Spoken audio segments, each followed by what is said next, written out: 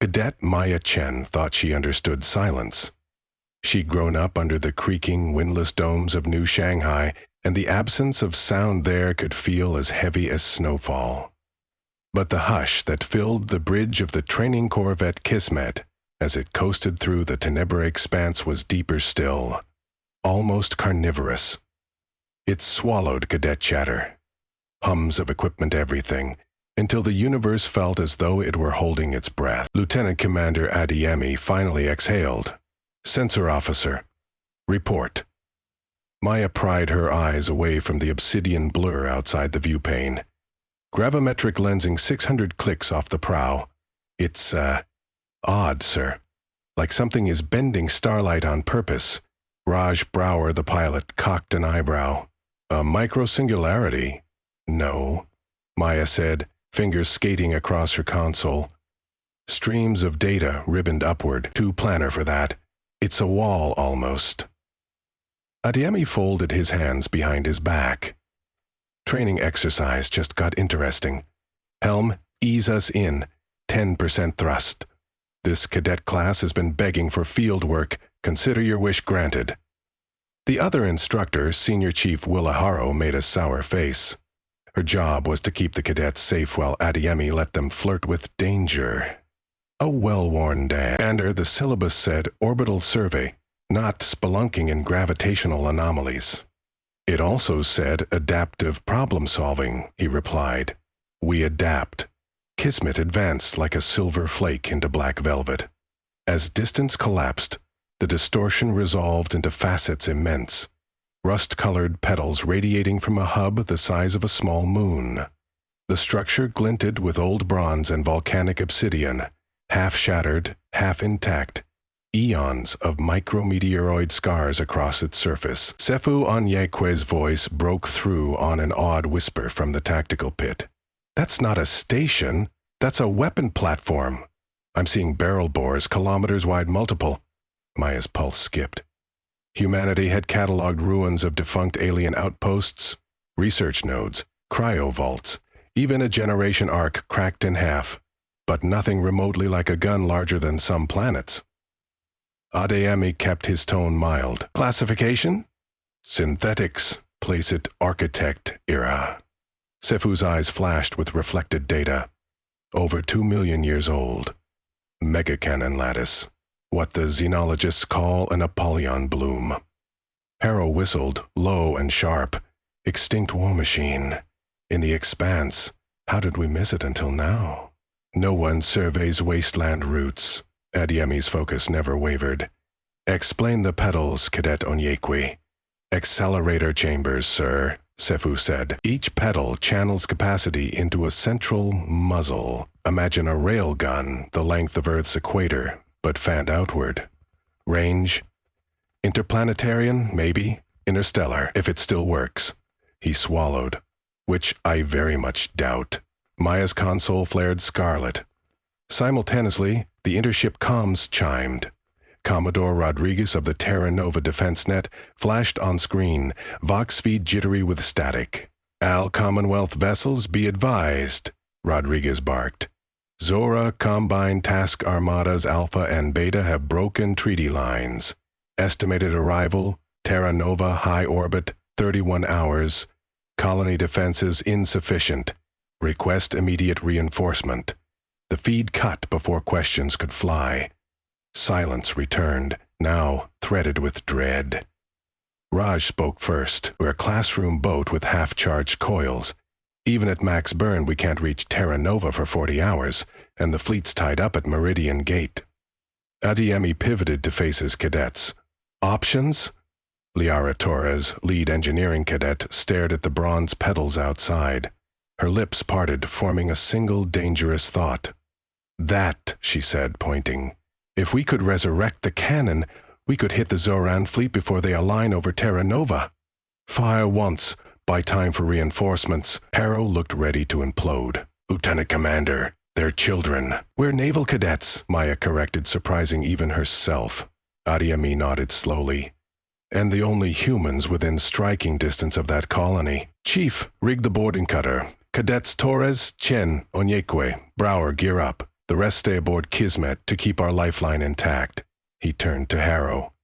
We won't press further than safety allows, but we have to try. Maya's stomach fluttered, equal parts terror and purpose. She snapped her helmet seal and followed her squad to the airlock. The boarding cutter's floodlights skated across fractured metal bulwarks. Symbols, geometry more than language, were carved into every surface, spiraling inward like vines. As their mag boots clanged onto an access spire large enough to swallow Kismet whole, Maya felt small as a dust mote. Liara ran a plasma probe along a hatch interface. Power grid's dormant, but the superconductor veins in the hull still have charge. 2 million years, and the capacitors haven't bled dry. Unreal. Architect tech roots itself in vacuum fluctuations, Scifi muttered. Like tapping zero-point foam. Ancient cheat code. The hatch sighed open, trails of argon mist swirling away. A vast corridor yawned before them, studded with crystal conduits. Pulses of ember light flitted through, faint as dying fireflies. Follow the glow, Adeyemi ordered. They advanced. Scans mapped kilometers of echoing tunnel until at last the corridor widened into a control amphitheater. A dais of glassy stone overlooked a chasm. Beyond, the cannon's central barrel stretched out, a gorge of metal, disappearing into starlight. The scale numbed thought. Maya approached a console shaped like a lotus of obsidian shards. As her gloved hand hovered, the shards rearranged, forming holographic corollas of light. Glyphs spiraled out, reconfiguring into linguistic scaffolding. The system, astoundingly, was translating itself in real time. It's reading my bioemissions, she whispered. Mirroring semantics, Adeyemi frowned. Don't question the gift horse. Can you find a firing protocol? She swallowed and coaxed the petals. Instruction. A star map painted itself above the dais, showing Terra Nova's orbits, the incoming Zoran vectors, arcs of possible firing solutions. Error bars flickered red where data was insufficient. That's our target, Maya said, highlighting the enemy armada's arrival node. We need to align the aperture with that coordinate in 28 hours. Liara hacked defensive gloves off and dug fingers into a crystal port. Power couplings are offline. Capacitor lattice is in standby. We'll need to route a primer charge. Scifi blinked. From where? We left our fusion torches on Kismet. Liara grinned. Reckless. This gun uses gravitational scoop feed. It swallows matter in the local well to prime. The tanks are empty, but there's an intact singularity chamber further down. We can reignite it. Raj whistled. Did the syllabus ever cover reigniting artificial black holes? Adeyemi cut the banter short. Split into 2 teams. Torres and Anikikwe to the scoop array. Chin, you're with me on targeting. Brower, maintain comm relay with Kismet. Chief Harrow's prepping evac contingencies. Time is blood, people. Hours blurred. Liara and Scifi descended into the scoop core, a cathedral of concentric rings. Huge pistons hung frozen, awaiting a pulse to wake them. Liara linked her wrist pad to an umbilical interface. Ready for a micro-singularity seed? You have one lying around? Scifi asked. Not exactly. She lifted a capsule from her kit. But this nanoforge can condense baryonic mass to a Planck marble if we push it past safety regs. That'll break about a dozen laws of physics and Commonwealth codes. Liara winked. We're outside jurisdiction. Hand me your sidearm. Scifi passed her the pistol. She dismantled the power cell, exposing a chunk of compressed antimatter. Carefully, she inserted it into the nanoforge. The capsule shuddered as fields tightened, compressing ungodly energy into a pinpoint. When the forge pinged completion, Liara's hands trembled. Inside was an invisible grain heavier than Mount Everest. Seed, she whispered. They loaded it into the scoop chamber. Systems around them stirred, pulsing teal-down titanic conduits. Above, on the control dais, Maya felt the awakening, a deep hum that rattled teeth. teeth. Multiple holopanes blossomed, showing energy levels climbing from 0 to 15%. "Great work," Adeyemi called over comms.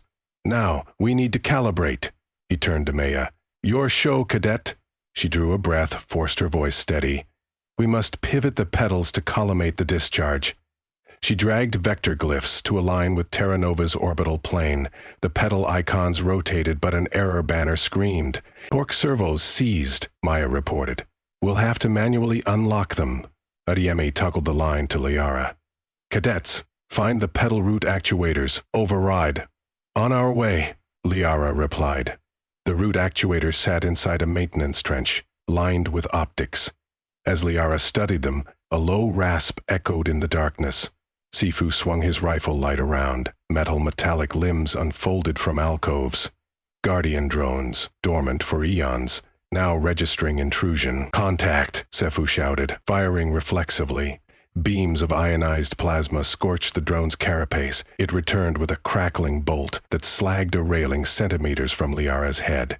"Kismet, we've got hostiles," Sifu said between shots. "Architect security, bone dry but mean." Adeyemi's response came panicked.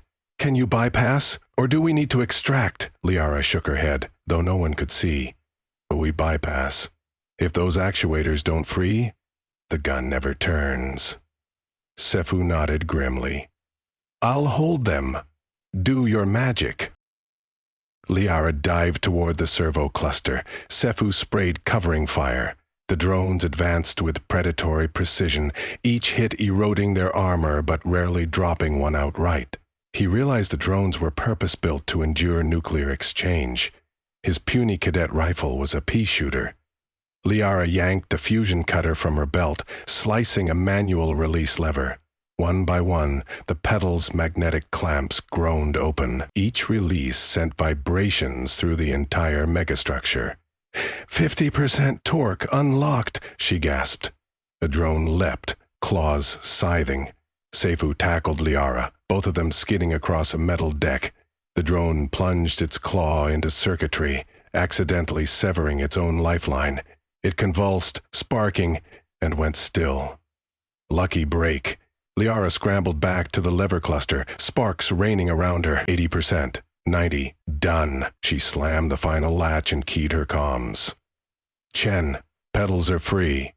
Up on the dais, Maya felt the moment like a weight lifting. Petal icons turned green. She swiped glyphs, and the star map rotated. The cannon nose slowly yawed until Terra Nova gleamed dead center. "Target lock," she murmured, heart hammering. Ray's voice came through. "Heads up, Zeron fleet accelerated. They'll reach alignment in 25 hours, not 28. Adeyemi clenched his jaw. "How long until the gun's capacitor is charged?" "Projected 19 hours to full," Maya said. "But we might breach minimal firing threshold at 16. That gives us a 9-hour window," Adeyemi said. "Acceptable," Harrow cut in from Kismet, voice sharp. "Sir, with capacitor only half primed, the barrel could fracture. We'll be atomized." Adeyemi looked at his cadets, sweaty, exhausted, eyes aflame. "Understood, Chief, but we're executing." Harrow exhaled like a punch. "Aye, sir." Hours trickled. Maya didn't sleep. She watched teal energy crawl through petals, listened to Liara's status logs, to Sifu's rotation of guard duty, to Raj's updates on Zuron vectors. At hour 14, alarms shrilled. Energy flow plateaued. Liara's voice cracked. "Discharge regulator jammed. It's venting power back into the scoop. If we can't stop feedback, the singularity will destabilize." Adeyemi looked to Maya, but she shook her head. "Regulators 10 decks below, opposite side of the structure. Someone has to go." Sifu volunteered immediately. Raj, too.